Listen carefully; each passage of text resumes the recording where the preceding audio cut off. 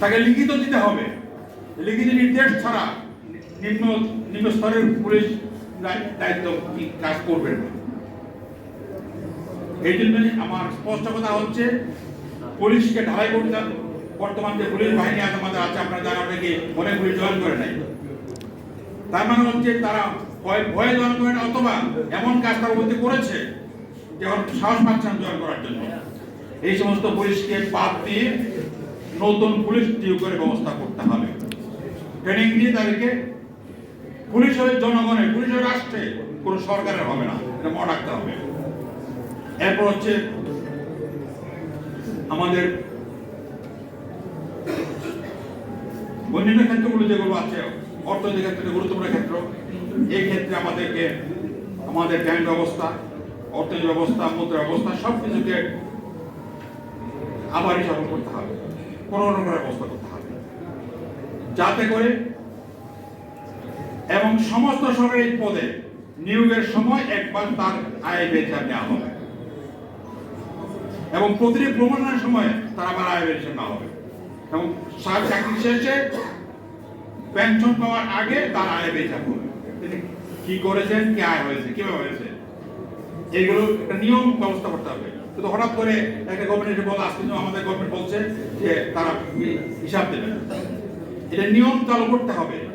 যারাই সরকারি পদে যাবেন, শুধু পড়াশোনা নয়, চাকরিতে নয়, এমপি মিনিস্টারকে শুরু করে সমস্ত লোকেরা তার কাজে জয়ের আগে হিসাব দেবেন, এবং কাজ শেষ হওয়ার পরে বিদায় হওয়ার আগে হিসাব দেবেন। এই দুইয়ের মধ্যে যদি দেখা যায় বড় ধরনের গভর্নমেন্ট হয়েছে, তার তদন্ত করা হবে এবং প্রয়োজনীয় শাস্তি বিধান করা হবে, তার সম্পত্তি প্রয়োগ করা হবে, এই ব্যবস্থা করতে হবে। তা না হলে আমাদের এই যে দুর্নীতির কথা বলা হচ্ছে, সবাই দুর্নীতি করবে, এই দুর্নীতি বন্ধ করতে হবে, শূন্য স্তরে নিয়ে আসতে হবে। বক্তা বলা হবে না, আগের গভর্নমেন্ট বলে বেরোতো জিরো টলারেন্স। জিরো টলারেন্স মানে হচ্ছে লক্ষ লক্ষ টাকা মেরে দেওয়া, এই জিরো টলারেন্স তার নাম।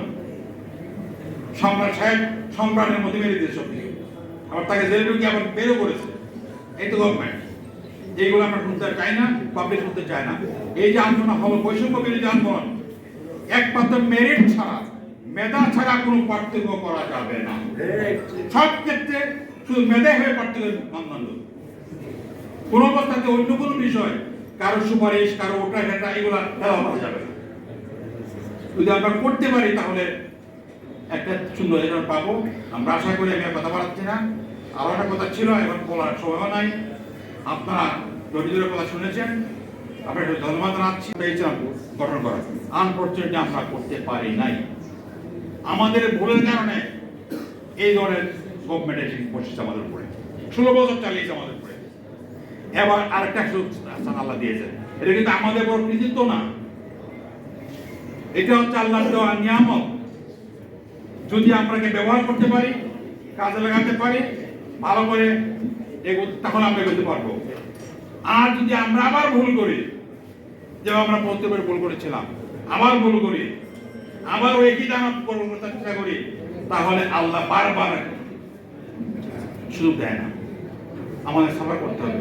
আমি আশা করছি আমাদের রাজনীতিবিদরা আমরা সবাই মিলে আমরা উপলব্ধি করছি। আমি অত খুশি হয়েছি, আমাদের মির্জা ফখরুল সাহেব সেদিন ঠাকুর বলেছেন যে আমরা যদি আগের মধ্যে শুরু করি, তাহলে আওয়ামী লীগের দশা হয়ে আমাদের দশা হবে, এটা আমাদের মনে রাখতে হবে। আমি মনে করি যে সামনের ক্ষমতা হয়তো বিএনপি আসবে, সত্য কথা এটা আশা কথা, এবং তারা এই বিষয়ে কাজ করার চেষ্টা করবে, সবাই নিয়ে কাজ করার চেষ্টা করবে। আর আমি কথা বলতে চাই, আজকের এই গভর্নমেন্ট এর মধ্যে যে সমস্ত উপদেষ্টা আছেন, তারাও যে পার্টি করার চিন্তা করেন, তাহলে তার পথ ছেড়ে দাও। গভর্নমেন্টে বসে পার্টি বানিয়ে গোলমাল তৈরি করার স্কোপ নাই। সমন্বয় পার্টি করলে তারা করবেন, আমার আপত্তি না আমাদের, কিন্তু এইগুলো গভর্নমেন্টের সুযোগ সুবিধা বহালে পার্টি করার সুযোগ নাই। এই জন্যই আমি শেষ করতে চাই কথা বলে, আসুন আমরা সবাই মিলে দেশটা জনগণের, জনগণের মালিক, মুখোমুখি বলতে হবে না, জনগণের মালিকানা আমাদের পাওয়ার জন্য সমস্ত কথা মধ্যে হাজর সাহেব বলেছেন, এগুলো ব্যবস্থা করতে হবে, রেফারেন্ডাম চালু করতে হবে। এটা আমাদের সংবিধান থেকে চালু করতে হবে। কাজে আমি কথা শেষ করতে চাই, এগুলো প্রয়োজনীয় সংস্কারের পথ শুরু করে তাদেরকে নির্বাচিত সরকারের হাতে ক্ষমতা প্রদান করতে হবে। এই আশাবাদ ব্যক্ত করে আমি শেষ করছি। আসসালামু আলাইকুম ওয়া রাহমাতুল্লাহি ওয়া বারাকাতুহু।